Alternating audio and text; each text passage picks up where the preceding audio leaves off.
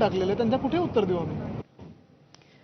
दुसरीकडे महायुतीकडून ऑफर आली तर विचार करू असं शरद पवारांच्या राष्ट्रवादीचे खासदार अमोल कोल्हेंनी मिश्किल शब्दात सहजपणे म्हटलं. पण आता त्यावर राजकारण सुरू झालं. वक्तव्याची चर्चा झाल्यानंतर त्यांनी आता आपल्या वक्तव्याचा विपर्यास केल्याचं म्हटलं. दुसरीकडे सत्ताधारी पक्षातले काही नेते मात्र कोल्हेंचं वक्तव्य गांभीर्यानं घेत आहेत, तर मवियाच्या नेत्यांना मात्र कोल्हे शरद पवारांना सोडून कुठे जाणार नाही असा विश्वास आहे.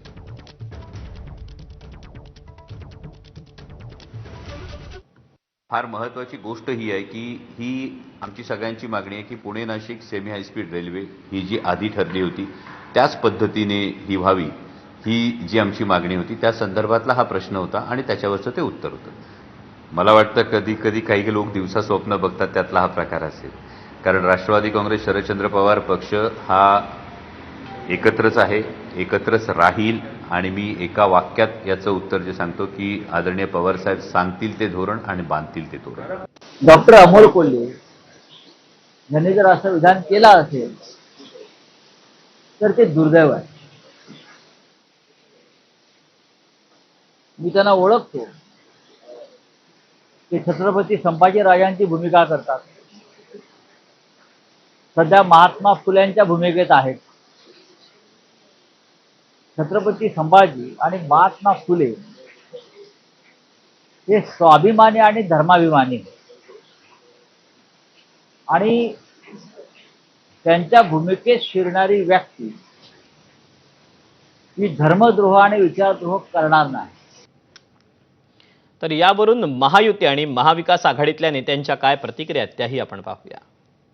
कोल्हेंनी जे काय स्टेटमेंट केलं एकीकडे आम्हाला ऑफर आला तर मी विचार करू, याचा अर्थ त्याला पक्षाच्या नेतृत्वाने सांगितलं असावं. पक्षामध्ये सुद्धा आता ऑफर आली तर युतीमध्ये जायचं हे ठरलेलं आहे. रोहित पवार हा आपल्या काकाची भूमिका वठवतोय, नाही म्हणायचं आणि ऐन वेळेला जायचं हे त्यांचं ठरलेलं आहे. म्हणून रोहित पवारच्या स्टेटमेंटपेक्षा आता अमोल कोल्हेच्या स्टेटमेंटला एक बेस आहे आणि मला वाटतं त्या पद्धतीची सुरुवात शरद पवारांच्या पक्षामध्ये झालेली आहे. त्यांनी ऑन कॅमेरा म्हणलं असेल तर मला वाटतं वेगळ्या संदर्भातनं त्यांनी बोललं असेल. विकास कामासाठी महायुतीनं बोलवलं तर जाऊ असं म्हणले असतील, परंतु ते काय पक्षांतर करणार नाहीत किंवा कुठेही जाणार नाहीत याची खात्री मला मित्र म्हणून आहे.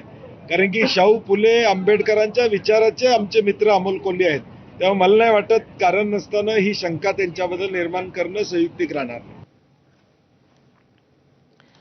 उद्धव ठाकरेंचे आमदार अनिल परब आणि शिंदेचे मंत्री उदय सामंत यांच्यात पुन्हा जुगलबंदी रंगली. कल्याण डोंबिवली महापालिकेतील कर्मचाऱ्यांच्या पदोन्नतीच्या विषयावर विधान परिषदेत चर्चा सुरू होती. अनिल परब यांनी हा मुद्दा मांडला तेव्हा उदय सामंत हे मोबाईलमध्ये बिझी दिसले.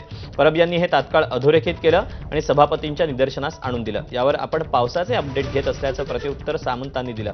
त्याला अनिल परब यांनीही तात्काळ दाद दिली.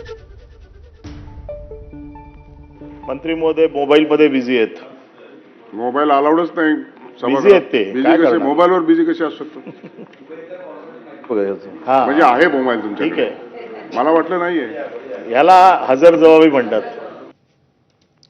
महिला शेतकरी सक्षमीकरण विधेयक विधानसभेत मंजूर करण्यात आलं. शेतीपूरक व्यवसाय करणाऱ्या महिलांनाही